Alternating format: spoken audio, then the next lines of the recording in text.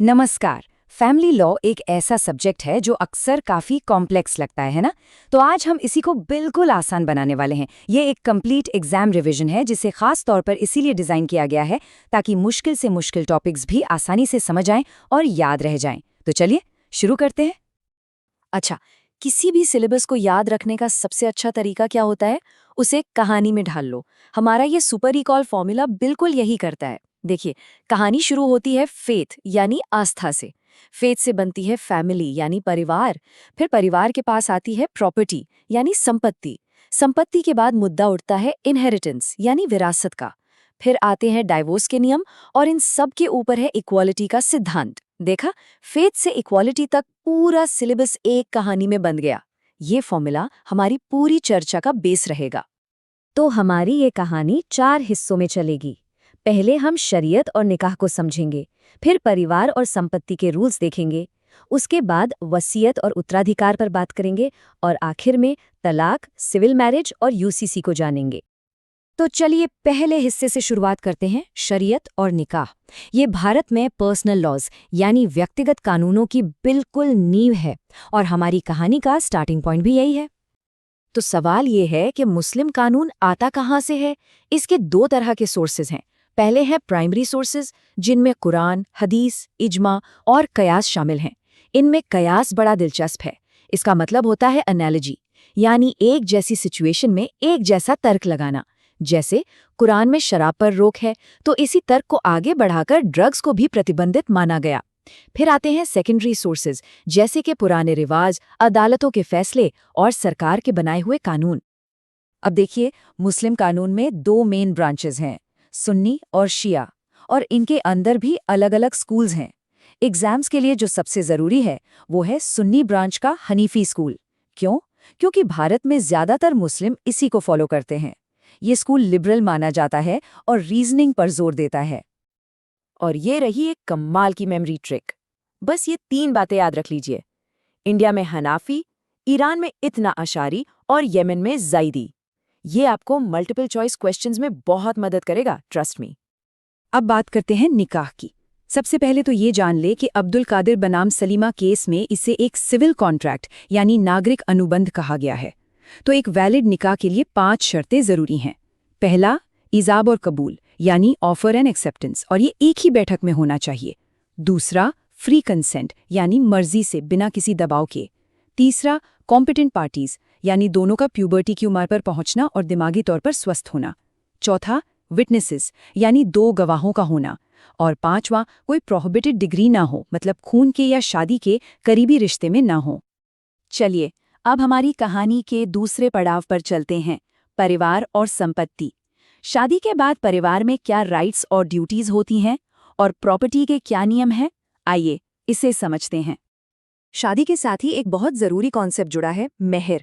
ये पत्नी का कानूनी अधिकार है, कोई गिफ्ट या तोहफा नहीं।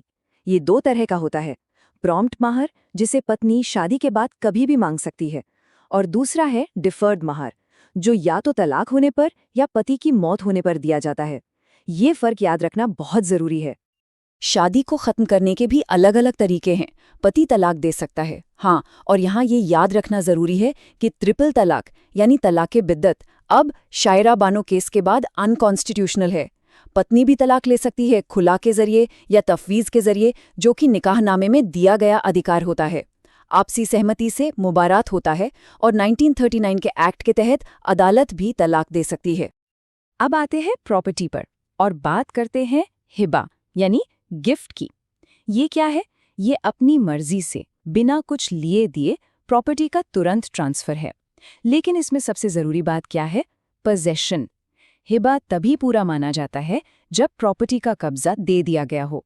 इसमें 3 स्टेप्स हैं, डिक्लेरेशन, एक्सेप्टेंस और डिलीवरी ऑफ पोजेशन। और यहीं पर एक बहुत ही खास नियम आता है। इसे कहते हैं मर्जुल मौत यानी डेथ बेड गिफ्ट। अगर कोई इंसान अपनी मौत के करीब है और तब कोई गिफ्ट देता है तो इसे वसीयत यानी विल की तरह माना जाता है, और ये उसकी कुल संपत्ति के सिर्फ 1/3 यानी 1/3 हिस्से तक ही वैलिड होता है। ये 1/3 का रूल एग्जाम के लिए बहुत इंपॉर्टेंट है। कहानी का अगला पड़ाव है वसीयत और उत्तराधिकार। किसी की मृत्यु के बाद उसकी प्रॉपर्टी का क्या होता है?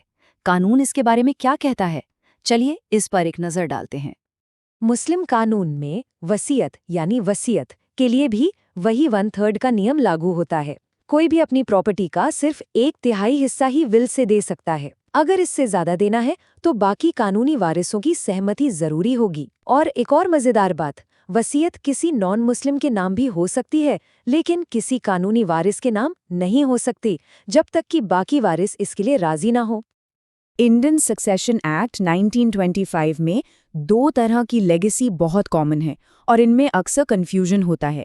पहली है स्पेसिफिक लेगेसी, जिसमें कोई खास आइटम दी जाती है, जैसे मेरी सोने की अंगूठी। अगर मौत के वक्त वो अंगूठी नहीं है तो लेगेसी फेल हो जाती है।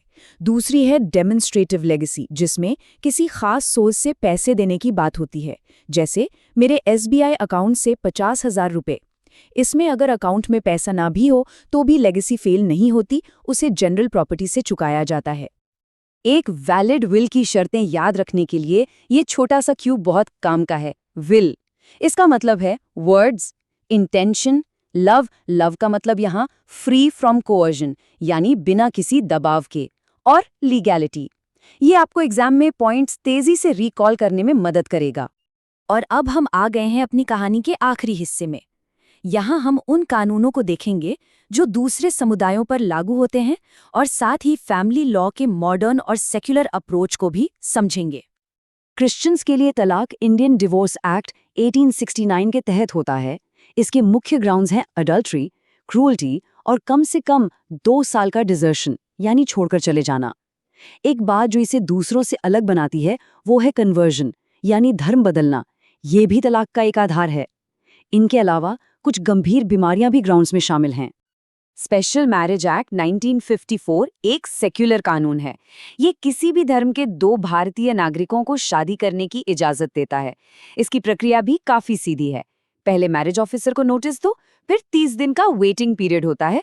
उसके बाद 3 गवाहों के सामने एक डिक्लेरेशन साइन करना होता है और फिर शादी का सर्टिफिकेट मिल जाता है। और आखिर में बात करते हैं यूनिफॉर्म सिविल कोड यानी समान नागरिक संहिता की। यह हमारे संविधान के आर्टिकल 44 में एक डायरेक्टिव है। इसका मकसद है सभी नागरिकों के लिए, चाहे उनका धर्म कोई भी हो, एक जैसा पर्सनल लॉ बनाना। शाहबानो बेगम और सरला मुदगल जैसे लैंडमार्क्ड केसेस में सुप्रीम कोर्ट ने इसकी जरूरत पर बात की है। और यहीं पर एक बहुत दिलचस्प बहस शुरू होती है। एक तरफ है आर्टिकल 44 जो यूनिफॉर्मिटी की बात करता है और दूसरी तरफ है आर्टिकल 25 जो धार्मिक स्वतंत्रता का अधिकार देता है। इसी बैलेंस को साधना सबसे बड़ी चुनौती है। अलग अलग पर्सनल लॉज में मिलने वाली कॉमन रेमेडीज को याद रखने के लिए ये एक आसान फॉर्मूला है। DJRNAC। D से डिवोर्स, J से जुडिशियल सेपरेशन, R से restitution of conjugal rights, N से नलिटी ऑफ मैरिज, A से एलिमनी और C से कस्टडी ऑफ चिल्ड्रन। ये एक्रोनिम बहुत काम आएगा। और जैसा वादा किया था, ये रहे कुछ की सेक्शंस जिन्हें याद रखना जरूरी है। सेक्शन 125 CRPC को हमेशा शाहबानो केस से जोड़कर याद रखिए। शरीयत एक्ट 1937 जो शरीयत को लागू करता है। डिवोर्स एक्ट का सेक्शन 10 क्रिश्चियन डिवोर्स के ग्राउंड्स बताता है। सक्सेशन एक्ट का सेक्शन 63 विल को एग्जीक्यूट करने का तरीका बताता है, साइन +2 विटनेसेस। और आर्टिकल 44 जो UCC का निर्देश देता है। तो हमने अलग अलग पर्सनल लॉज की एक पूरी यात्रा की। अब आखिर में एक सवाल जिस पर सोचने की जरूरत है। हमारा संविधान आर्टिकल 44 के तहत एक यूनिफॉर्म सिविल कोड का प्रपोजल रखता है। हमने जितने भी पर्सनल लॉज और कॉन्स्टिट्यूशनल राइट्स की बात की, उनके आधार पर सबके लिए एक कानून बनाने में सबसे बड़ी चुनौती क्या है, इस पर जरूर सोचिएगा।